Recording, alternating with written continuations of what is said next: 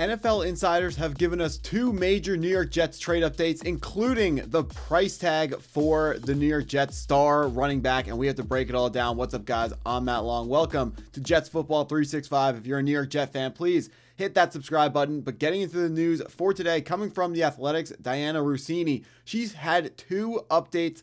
The Eagles have inquired about two AFC East pass rushers, Miami's Jalen Phillips and the New York Jets' Jermaine Johnson. And, Philadelphia Eagles remain interested in adding a pass rusher ahead of the November 4th deadline, but they're the Philadelphia Eagles. They're always interested in adding pass rushers. Let's talk about how this impacts the Jets. They're looking for Jermaine Johnson, the third first-round pick of the New York Jets in the year 2022. That's the year when we got Sauce Gardner 4th overall and Garrett Wilson 10th overall. Joe Douglas, our GM at the time, traded back up into the first round to draft Jermaine Johnson, the edge rusher out of Florida State University.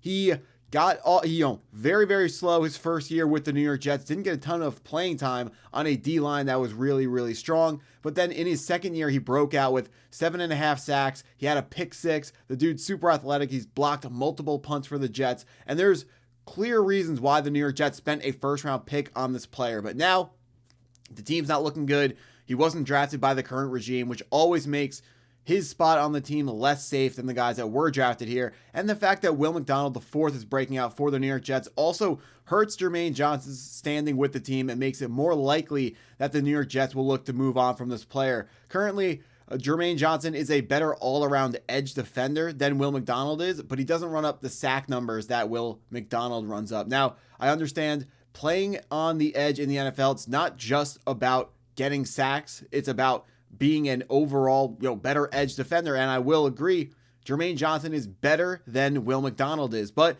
we have to remember, he's going to be up for contract in the offseason this year. He is going to be looking for a big deal because he plays a premier position and he's good at playing that premier position. And the question the New York Jets have to ask is, are they ready to be committed to paying this player that type of money? Because we know almost for a fact that Will McDonald is going to be paid more money because he's going to make probably double-digit sacks this year as he had double-digit sacks last season as well. So do you want to pay Quinnen Williams some money and then Jermaine Johnson and Will McDonald? That seems like a little bit over-investing in the defensive line, although it's a completely valid strategy because in the NFL, it's all predicated on the pass game. And if offenses are all predicated on the pass game, you have to make sure you have the right pass rushers to be able to slow that thing down. So it does make sense to go out and pay everyone on the defensive line and have the best defensive line in football. That is a completely valid strategy that the New York Jets may decide that they want to go ahead and pursue. So that's absolutely a completely valid possibility. Now,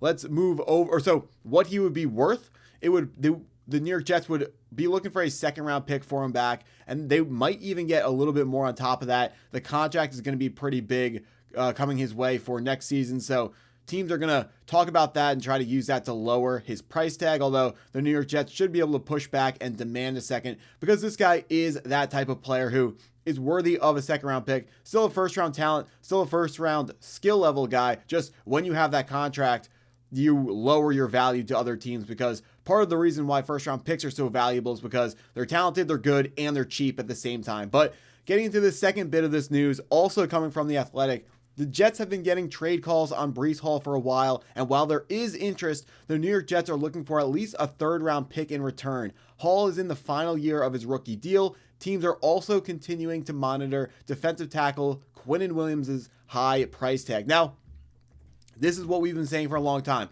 Breece Hall, we should be looking to trade him, but we have to make sure we get a third-round pick, and the way you do that is if teams don't believe he's worth a third-round pick, you go to the top teams who need a running back who has a third-round pick to spare. The most obvious answer is the Kansas City Chiefs. They're the best team in football, but their run game sucks. So if they added Breece Hall for what is definitely going to be a late third, that seems like a complete win-win for both sides, and that's something that both the New York Jets need to consider and the Kansas City Chiefs should be considering. I don't know how this trade isn't already done yet. Now, you may say you don't want to trade Breece Hall because our pass catchers are looking really, really light right now. That would leave Garrett Wilson and, Allen Lazard, Tyler Johnson. Like, which one of those guys actually matter? Like, those guys are very, very replaceable in the current landscape of the NFL. So it would be Justin Fields and thrown to almost nobody if Breece Hall got traded. I know that, but this season, unfortunately, is already a wash. And I'm not saying you want to tank. You don't go out and try to lose games, but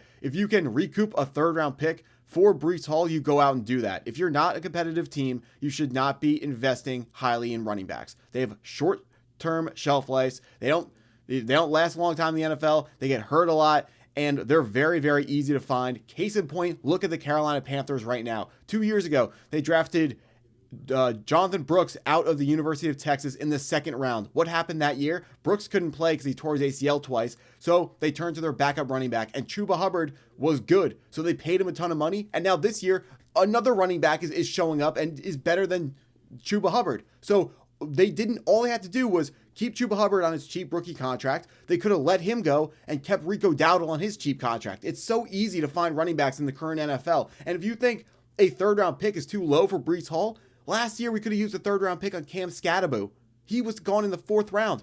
The year before that, Bucky Irving was a fourth-round pick. Running backs come late. Good running backs come out of the draft in late rounds every single season. Isaiah Pacheco in the 7th round. There are more guys. I can go on and on and on.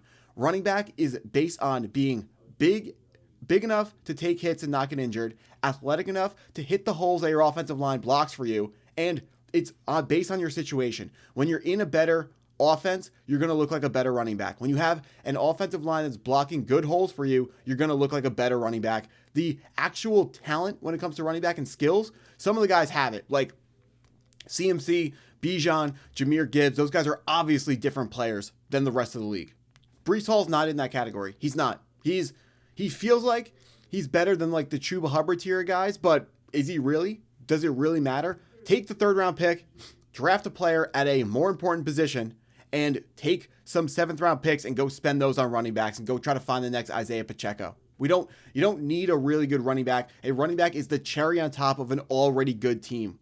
That's what the San Francisco 49ers did with Christian McCaffrey. Took them to the Super Bowl. They didn't win, but they got there. Eagles had a great team. Add Saquon Barkley, win the Super Bowl. That's how you do it. You got to build through the trenches first, which the Jets have done correctly. And then, and only then, when you're winning football games, do you invest in a running back. The Jets need to trade Breece Hall, even if it does leave what originally started the season as probably our deepest position group, the running back position, in a really shallow position. Isaiah Davis is going to be the starter, which he can take care of it. Like we saw him last week against Cincinnati, looked pretty good. He could be our starting running back. Came from the 5th round because that running backs come from everywhere in the draft. You don't have to, I don't want to say waste a high pick on them, but you don't have to spend a high pick on a running back. You can find more guys. The running back room is going to be really shallow without Breece. Isaiah Davis, Khalil Herbert, whoever else we have behind that, it's not going to be pretty, but nothing about this New York Jets season is looking pretty right now. So, I mean, Breece Hall is not going to win this team more football games. We're not going to, whether we win 2 games this year, 3 games this year, 4 or 5 games this year, it's not going to be because of Breece Hall. I understand maybe you're saying, oh, we can throw the football too because he did that to Mason Taylor, but almost anyone watching this video could have probably made that pass. Don't invest in running backs. Be smart about it. Let's have better team construction. Call up the Kansas City Chiefs. Get this trade done. If you stuck around this long in the video, thank you for watching. Hit that subscribe button if you're new to the channel, and go Jets.